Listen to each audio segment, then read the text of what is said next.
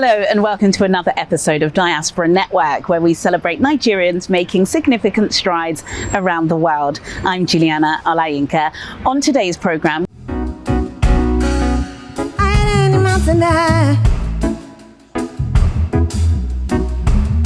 my love, we take a look at Nigerians in the diaspora who are flying the country's flag through music. Our guest is Barcelona-based singer and songwriter Attih Soul. He is known for his emotive and incredible vocal range. He speaks to us about his humble beginnings and rise to fame. But before that, let's get up to speed in the latest news in the diaspora. Nigerian-American child education advocate and filmmaker Zuriel Oduwole has been nominated for the 2025 Nobel Peace Prize for her activism. The 22-year-old has carved a global niche for herself, having interviewed many presidents and attracted the attention of some of the world's most powerful men and women through education advocacy. She spent much of her teen years engaging with global leaders and championing causes that uplift marginalized communities across the globe. Her work also goes beyond diplomacy, as she founded the initiative Dream Up, Speak Up, Stand Up, a platform she uses to awaken the consciousness of many young persons, empower them to advocate for their rights, and seize opportunities for their future. Nigerian tech innovator Stanley Anigbogu has been shortlisted for the 2025 Commonwealth Youth Awards for Excellence in Development Work. Stanley was selected alongside 19 other finalists making significant contributions towards achieving the UN Sustainable Development Goals and fostering development within their countries and beyond. Stanley is the founder of Tech Hubs Nigeria, a leading STEM skill acquisition company targeting young minds in southeast Nigeria. According to a statement by the Commonwealth Youth Awards, over 800 applications were received this year and carefully reviewed by a panel of 54 pan-Commonwealth adjudicators. The finalists include social entrepreneurs, climate advocates, innovators, and community health champions. Co-founders of the Interfaith Mediation Center, Reverend Dr. James Movell-Wuye and Imam Dr. Mohammed Nurayan Ashafa, have been selected as winners of the inaugural Commonwealth Peace Prize for their exceptional contributions to peace building and reconciliation. The award is part of a multi-phase collaboration between the Khalili Foundation and the Commonwealth Secretariat to support and amplify peace-building initiatives across the 56 member states. In addition to the award, which is being given out for the first time, the winners will also share £50,000 to expand their ongoing work.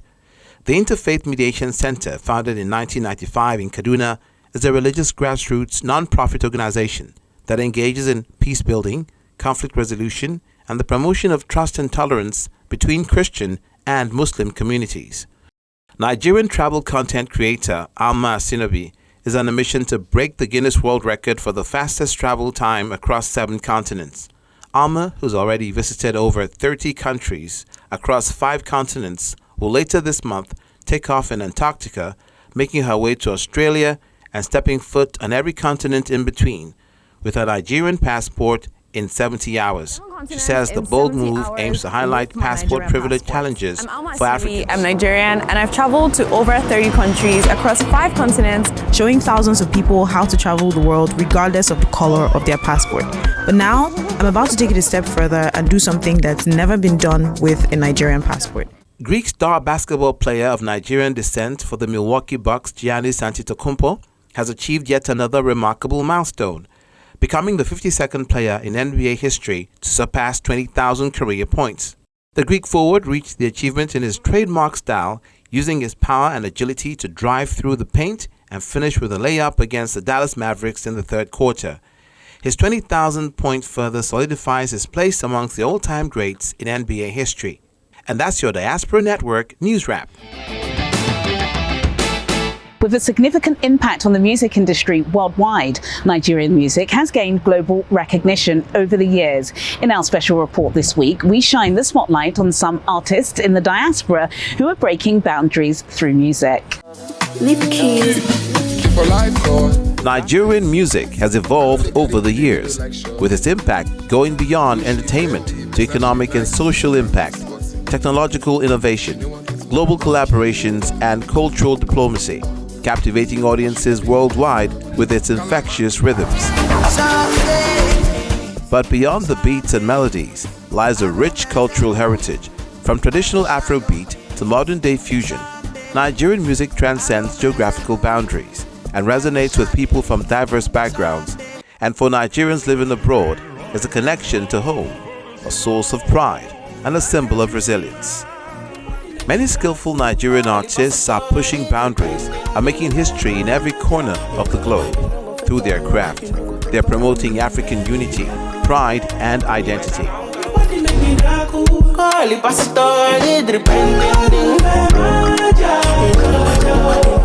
Firstly, Nneka Egbuna, a singer, songwriter, and actress who's made a significant impact on the global music scene. Her music career spans over 2 decades, blending genres like R&B, hip-hop, soul, Afrobeat, and reggae.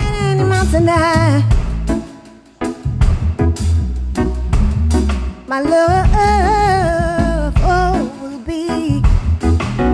Her music journey began in Hamburg, Germany, where she relocated to from Nigeria.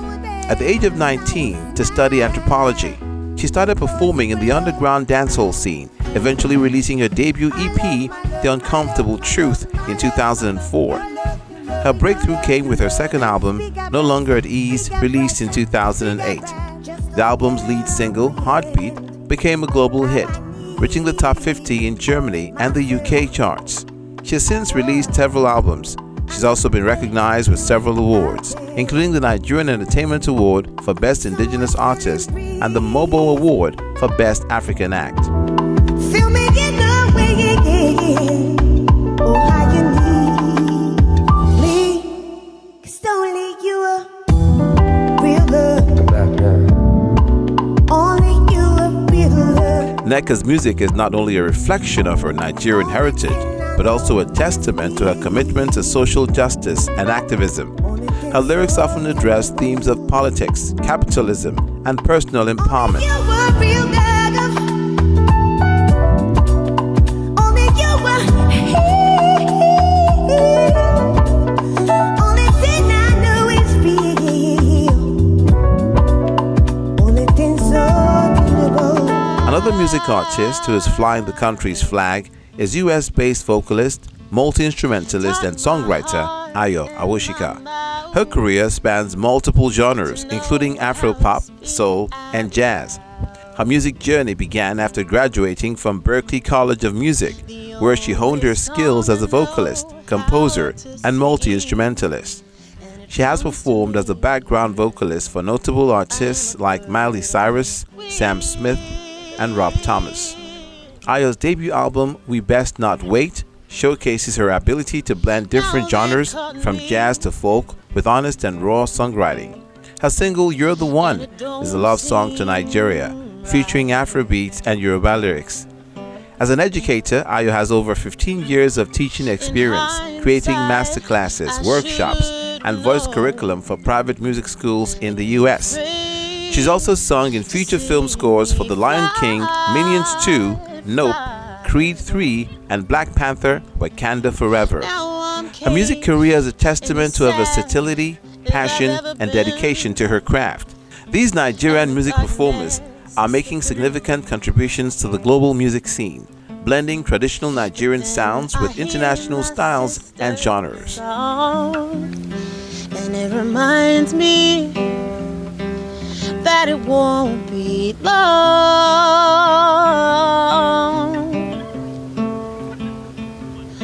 Did I dance too loud? Did I sing too strong?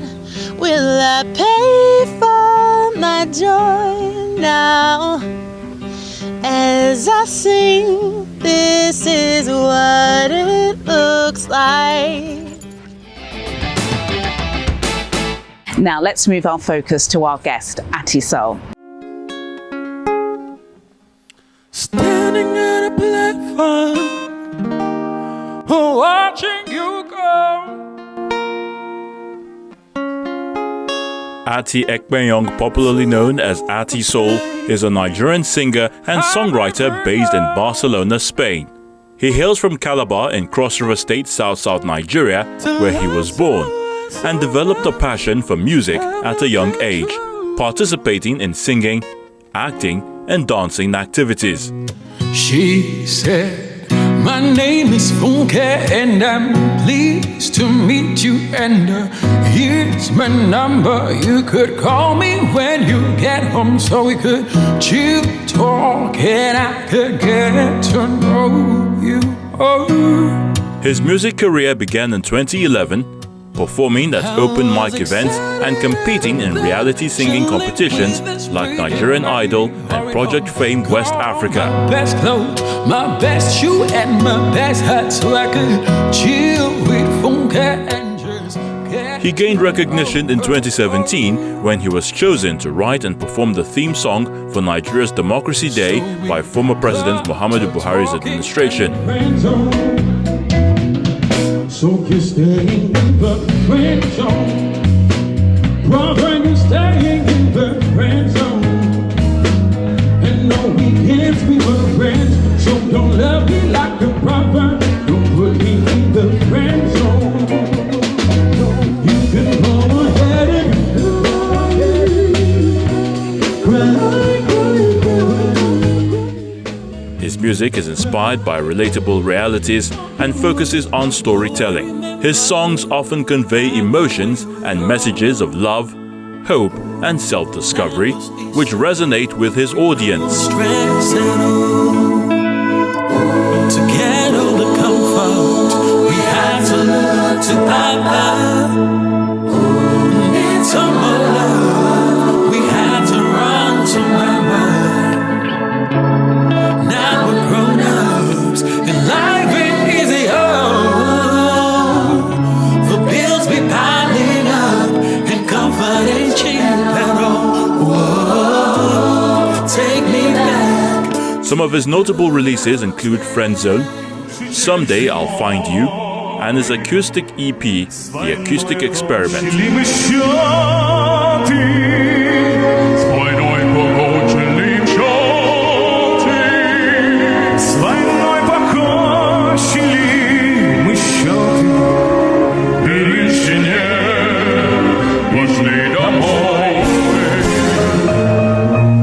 He has performed at various international events in Nigeria, South Africa, Spain, Germany, France, and Russia. In 2017, he performed at the Road to Yalta Music Festival in Russia, where he won a Golden Microphone Award. He has also collaborated with other artists and producers such as Marcos Bolaños and Theo Monteley. With his soulful voice and eclectic music style, Attih Soul is making waves in the international music industry. Over time, he has developed a bond with his guitar, making him a genre-bending performer. Love me like a brother, don't put me in the friend zone. Then I asked her why. Attih Soul holds a bachelor's degree in medical biochemistry from the University of Calabar and a double master's in leadership and talent management from the Catholic University of Murcia and Barcelona Executive Business School. And then she said, don't get me wrong, you are a very nice guy. I like your style and I really dig your company. But here's the thing, you cannot afford. When we return, he shares more about his craft. There was a time when people still had values. Things were used and good people were. I grew up in a family that loved to sing. I grew up in a Presbyterian church, and as a kid, my mom first noticed that I loved to sing, and we used to sing hymns whenever we were praying in the morning. We always had this morning devotion, and the family would sing hymns. And my mom noticed that I loved to sing, so she would make sure I sang a verse. She would make sure everyone would keep quiet, and she gave me that platform to always sing a verse of every hymn during the family devotion. And from there, my confidence started to build, and at some point, I was asked to go to do special numbers. That's what it was called, special renditions in church. So I did that, and I really loved it. And Also in school, like primary school, I loved to sing as well. I joined the music club. I joined the acting and drama club, and I always got those roles, and it made me love music a lot more. My inspiration comes from what I like to call a relatable reality. That is, I'm a very perceptive person. I'm a very perceptive songwriter, and I look around my environment and I see things, and whatever I feel based on what I see and experience, I write about it. So, for example, something goes on in my life or someone else's life, and maybe there are no other words there is no way to express that I just find a way to come up with the lyrics, come up with the melodies, and make it into a song, whether it's my experience, whether it's another person's experience, or something I feel should be done in the world, or something that's missing. Whatever happens in my life, based on what I see and my perception, I put it down in lyrics and find melodies for it. Take me back, oh, take me to the good old days. To the good old days. I wanna go back to the good old days. It's been interesting, I would say, because when I moved to Spain, the music culture here it's obviously quite different, and I had to work with artists. I had to work with local artists from here who, well, they know how to play what I like, but then it wasn't really their style. So I had to learn how to work with them to be able to get what I want, and also to be able to adapt to their sound, because I also believe that adaptability is a key factor in music and in creating. So I had to listen to different genres of music, listen to different producers, try out new things, and so far I've been evolving. My ears have been opened, like you pointed out, by communicating and collaborating with other artists. My ears have been open to different possibilities and different directions. When I moved to Spain and some people knew about it, people were asking me, "Guy, wetin you define for Spain? Wetin dey Spain?" Because obviously Spain is not popular amongst countries where Nigerians really go to, or where in hustle day, they fit make money for them. So people were always asking me, "Wetin you define for Spain? See other place to go." But I really, really believed I would be able to make an impact here. And it wasn't easy at first. Language barrier. I got here, I couldn't speak more than the basic hello, hi, good morning, and good evening. It was tough, but I managed to get through. And may I point out that I came here a few months before the pandemic. So I came here in November, and the pandemic and the lockdown started in February, end of February. So it was a very, very tough, a very traumatizing period for me, because I couldn't leave home. I was scared for my family back home. My family was scared for me here, because it was just the death statistics were crazy. The economy also didn't help, because I saved my tuition fees and my upkeep in Naira. So when it happened, when the exchange rate went down, the money I had, I shouldn't be sharing this, but I will anyway. The money I had in my Naira account just lost value. And it made it way more difficult for me as a student at the time, without permits to work, to be able to get through. And it was tough.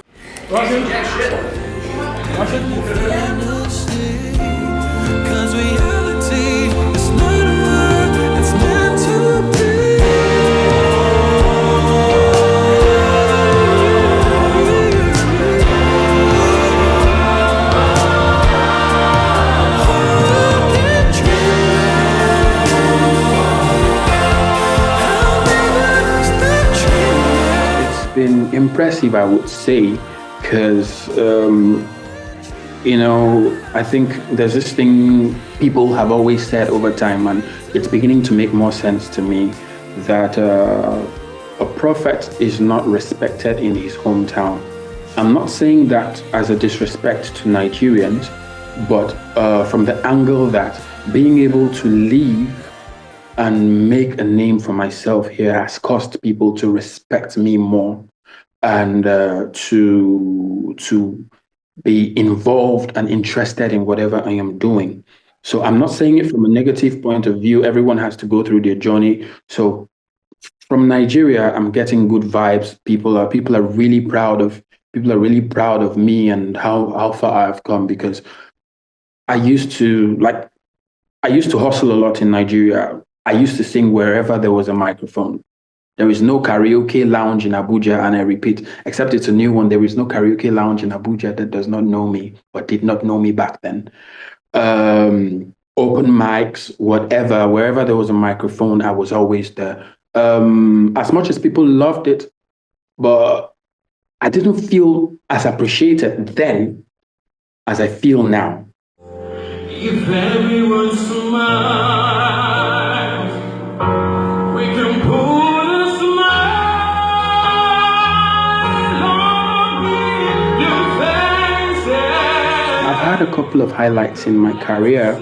One of them was back in Nigeria. That was 2017, the Democracy Day 2017. I had the privilege to write and perform the theme song for that day in Aso Villa, in the presence of the president and the entire cabinet, and it was great. I hold that moment very dear to my heart, because it was a rare privilege to be able to stand there and sing in front of the whole of Africa, in fact, the world, because the whole world was watching that show, and it was an original material.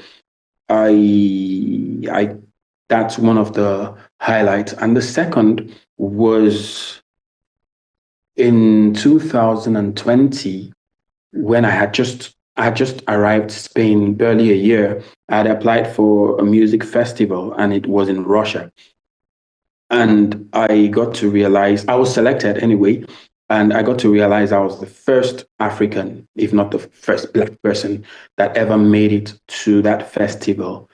And it was big. It had about 40,000 people watching. I had to perform in front of about 40,000 people.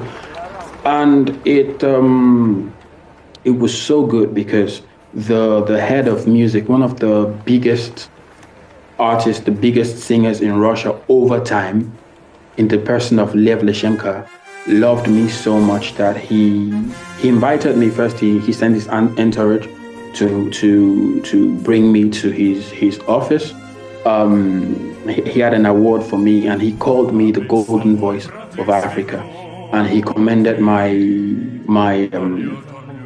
talent and my patriotism, because I went on stage and my African attire. First attire was the dashiki, and the second I went on stage with the Ankara. And he really commended my patriotism to Nigeria, and I got that award and a good amount of money for it. And it was just, and I was all over Russian media, so it was really good. It was a good confidence boost for me. And since then it's just been one thing or the other.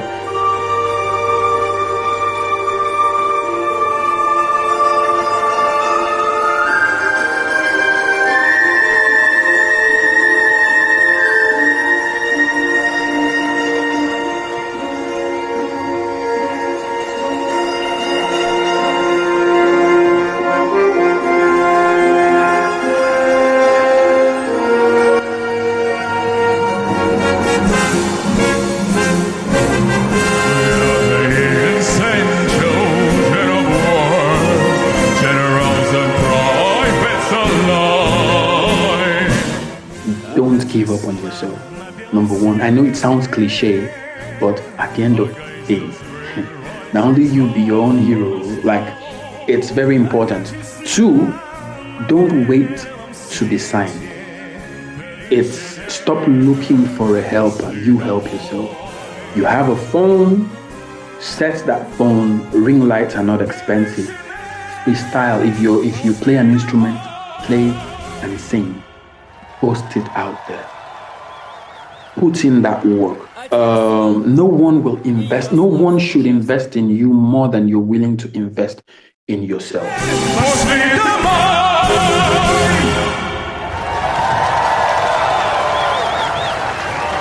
Attih Soul.